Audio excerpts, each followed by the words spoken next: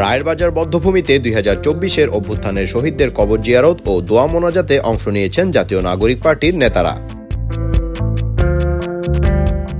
মঙ্গলবার সকাল 10টার দিকে রায়েরবাজার বধ্যভূমিতে শহীদদের কবর জিয়ারত ও মোনাজাতে দোয়ায় অংশ নেন দলটির নেতাকর্মীরা।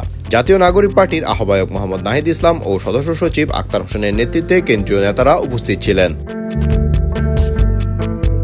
এর আগে সকাল 8টার দিকে জাতীয় স্মৃতিসৌধে জাতীয় নাগরিক পার্টির নেতাকর্মীরা শ্রদ্ধা নিবেদন করেছেন। এই কর্মসূচির মাধ্যমে এনসিপি তাদের রাজনৈতিক যাত্রার আনুষ্ঠানিক সূচনা করেছে।